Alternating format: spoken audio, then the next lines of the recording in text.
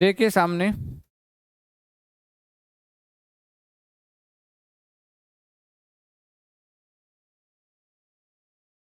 ये 4 चतुर्थांश होते हैं, ठीक है। तो ये एक क्वाड्रेट है, ये भी है और ये भी है और ये भी है, चारों है। अब यहां से 0 डिग्री है, ये होता है 90 डिग्री का, ये होता है 180 डिग्री का, ये होता है 270 डिग्री का, और ऐसे घूम के होता है 360 डिग्री का। मतलब यहां से चालू होकर ऐसे पूरा घूम के 360 डिग्री होता है।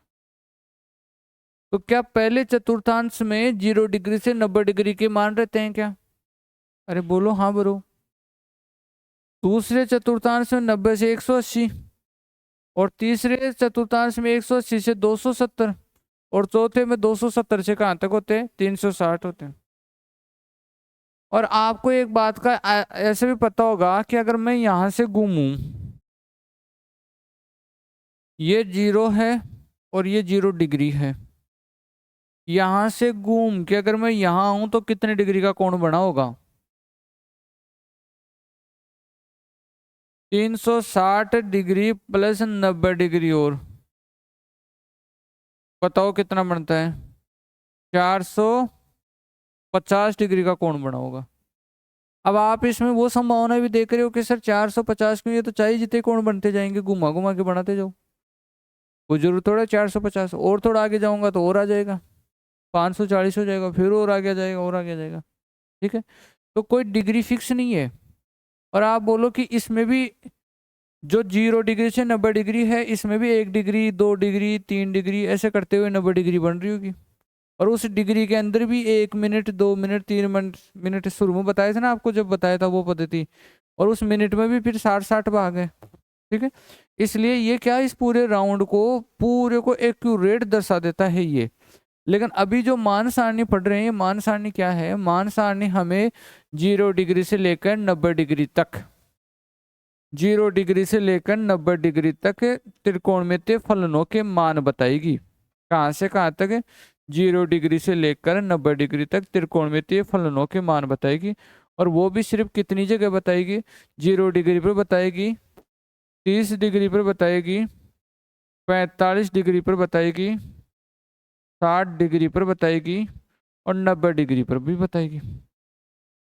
तो sine 0, sine 30, sine 45, sine 60, sine 90, ऐसे 5 मान तो ये हो गए। कोस 0, कोस 30, कोस 45, कोस 60, कोस 90, 5 ही हो गए। त्रिकोणमितीय फलन पूरे कितने हैं? 6। साइन कोस 10, कोस 1, कोसेक, 6 गुणा 5 कितने हो गए? 30। तो 30 मानों का हमें यहाँ पता चलेगा, और इस 5 नंबर के बिंदु में उन 30 मानों का पता करना हमारा प्रारंभिक लक्ष्य है। आगे जाके तो मैंने आपको बता ही दिया कि कहाँ तक ये रेंज जा रही है, ठीक है। और कैसे त्रिकोणमितीय फलन, जैसे पहले में सभी पॉजिटिव है, दूसरे में साइन कोसेक से बनने वाले पॉजिटिव है, तीसरे चतुर्थांश में टेन कोट से बनने वाले पॉजिटिव है, चौथे में सेक और कोसेक से बनने वाले पॉजिटिव है, उनके जो मान आएगा उसका साइन रहेगा। जैसे मैं बताऊं कि साइन में, साइन अगर इसमें कोस, कोस अगर मैं 120 का पता करूं तो पक्की बात है कोस 120 का मान माइनस में होगा। और अगर मैं साइन 120 का पता करूं तो पक्की बात है उसका मान प्लस में रहेगा, क्योंकि दूसरे चतुर्थांश में साइन और कोस, साइन और कोसेक से बनने वाले पॉजिटिव होते हैं, ठीक है। तो ये चीजें अगले टॉपिक से रिलेटेड बातें हैं। लेकिन अगले टॉपिक में अपन प्रवेश करें उससे पहले 0 डिग्री से 90 डिग्री तक 0, 30, 45, 60, 90 का, साइन का, कोस का, टेन का, कोट का, कोसेक का, इन सबका पता कर लेते हैं अपन, ठीक है। तो एक बार आप ये 3 चित्र बना लो, इसके बारे में फिर एक मान सारणी की टेबल बनाते हैं।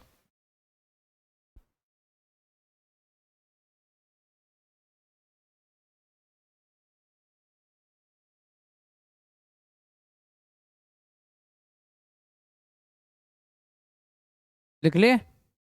अब देखो मैं शुरू में आपको कोई आइडिया तो दे रहा हूँ जिससे 0, 30, 45, 60, 90 का पता चल जाएगा और बन जाएगी टेबल। लेकिन ये आइडिया कोई काम का आइडिया नहीं रहेगा बाद में, क्योंकि बाद में जब प्रश्नों में जरूरत पड़ेगी तो अपने को डायरेक्ट ही लिखना पड़ेगा। त्रिकोणमिति की टेबल बनाकर उसमें ढूंढ कर, या मैं जो आइडिया बता रहा हूँ उससे करके पता नहीं करना पड़ेगा। आपको डायरेक्ट लिखना पड़ेगा कि 10 60 आ गया तो मतलब √3 है, tan 30 आ गया तो मतलब 1/√3 है, cos 45 आ गया तो मतलब क्या है 1/√2 है। ये सारा पता रहना चाहिए डायरेक्ट। तो वो पता कैसे चलेगा? ऐसे हाँपड़े मारने से तो चलेगा नहीं कि वह अचानक से तुरंत ही त्रिकोणमिति दिमाग में चढ़ जाए। तो जैसे ही क्वेश्चन करोगे तो क्वेश्चनों में कुछ देखोगे, कुछ थोड़ा ऐसे पहले जोर दिमाग पे जोर डालोगे क्या था, ऐसे वो दिमाग में बनेगी टेबल ऑटोमेटिक। फिर ऐसे प्रैक्टिस करोगे तो फिर ये चीजें आ जाएगी। एडवांस मैथ बच्चे तैयार क्यों नहीं कर पाते? क्योंकि एडवांस मैथ एक बार पढ़ाई में पूरा धैर्य मांगती है, जिसमें 18 से 20 घंटे का धैर्य के साथ एडवांस मैथ मांगती है। उसके बाद वो प्रैक्टिस मांगती है। अगर आप मेरे से बेसिक पढ़ के चले जाओगे तो आप चाहे और चीजें कहीं से भी पढ़ लोगे, ठीक है। लेकिन अगर और जो दूसरा टीचर है अगर वो बेसिक नहीं पढ़ा रहा ना, तो फिर चाहे उससे पढ़ के भी 10 से पढ़ लोगे तो भी नहीं काम चलेगा। तो आप मेरे से पढ़ने पर किसी और को और से पढ़ोगे त्रिकोण में, तो आपको लगेगा कि यार असरा को बढ़िया समझ में आ रही है। अरे नहीं, वो इसलिए समझ में आ रहा है क्योंकि मैंने वहां जड़ें डाली थी, तो वो दूसरे सिर पानी डालते उसमें ऑटोमेटिक अंकुरित हो रहे हैं, ठीक है ना। तो जड़ें डालने के लिए था उस, ये जड़ें डलती है जब दिखता नहीं है, आपको भी ज्यादा नहीं दिखेगा कि कुछ हो रहा है कि नहीं हो रहा, लेकिन जड़ें डल रही है ना, तो तब तो वो कभी भी किताब से भी फूट जाएगी, किताब से भी उस वो अंकुरित हो जाएगी, किताब से भी, ठीक है ना। टीचर से ही जरूरत नहीं है, लेकिन वो जड़ें है ही नहीं ना, तो फिर किताब और टीचर कोई दूसरा कुछ नहीं कर पाएगा। और बहुत कम टीचर है जो आपको 0 से स्टार्ट करके वहां तक पूछे है। मगर एग्जाम तक आपको पूछे भी दिया ना, तो आप उस पर इमारत रखने लायक बन जाओगे। इसलिए वो जो वहां तक पूछने का सफर है ना, वहां तक धैर्य रखना पड़ेगा, ठीक है।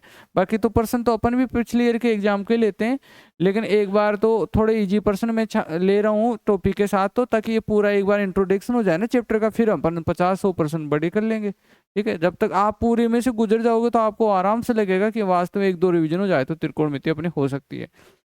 अब देखो,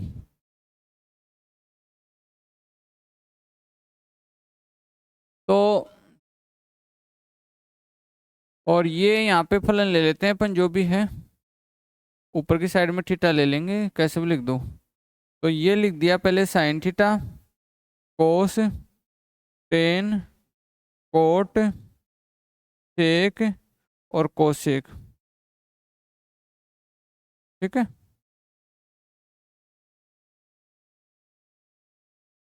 और थीटा कितने था लेना है? 0 degree, 30 degree, 45 degree, 60 degree, 90 degree,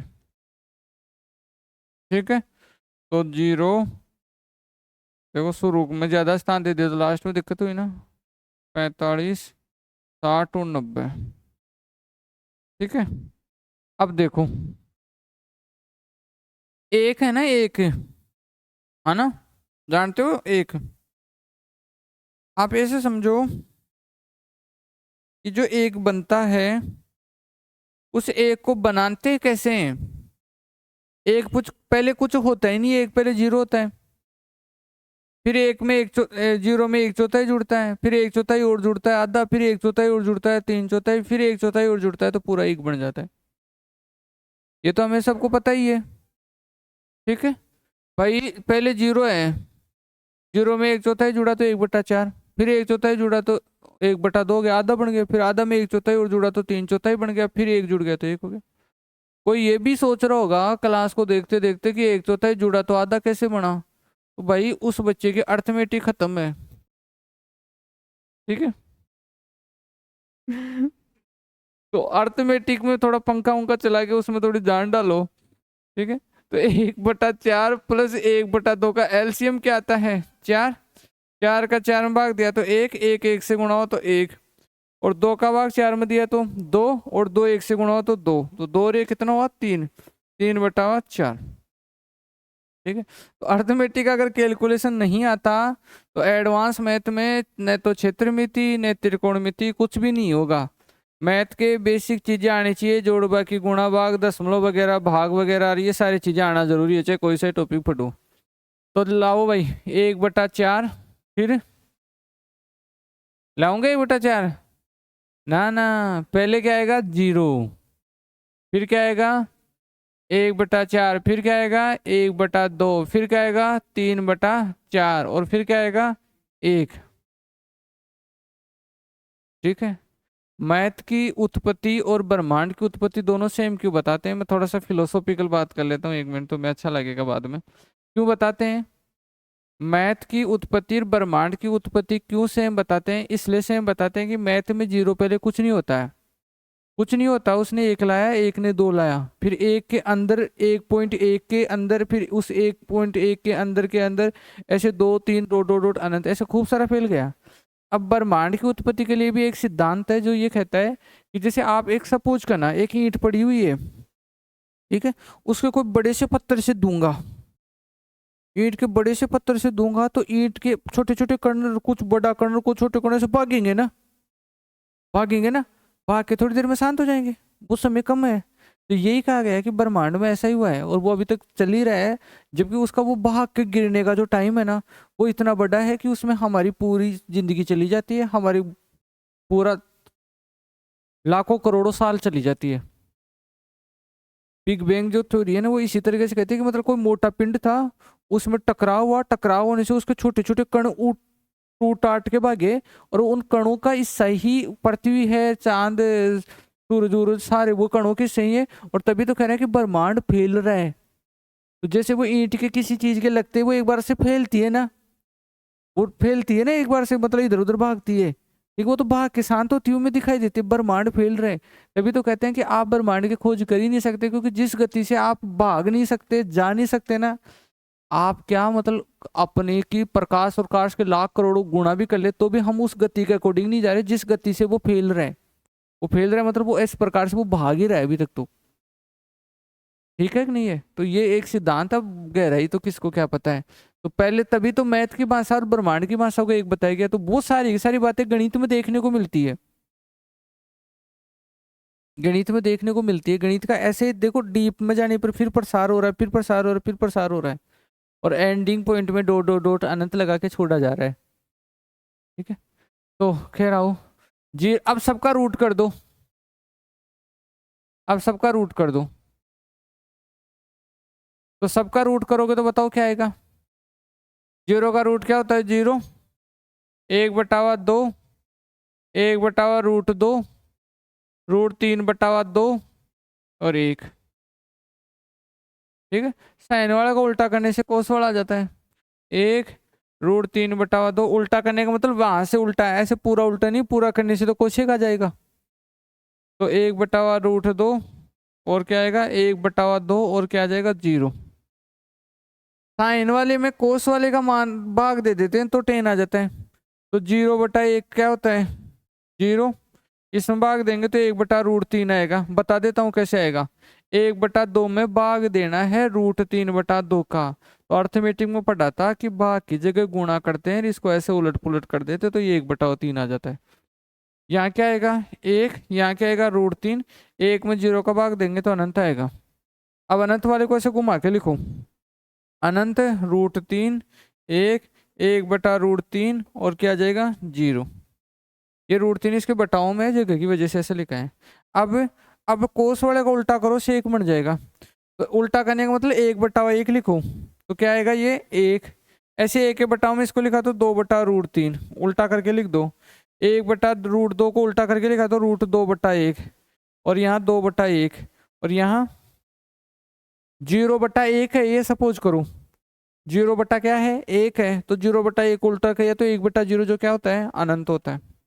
अब या तो उसको उल्टा लिख दो या फिर साइन वालों को उल्टा लिख दो तो हो जाएगा। तो अनंत 2√2, 2/√3 और क्या आ जाएगा? 1।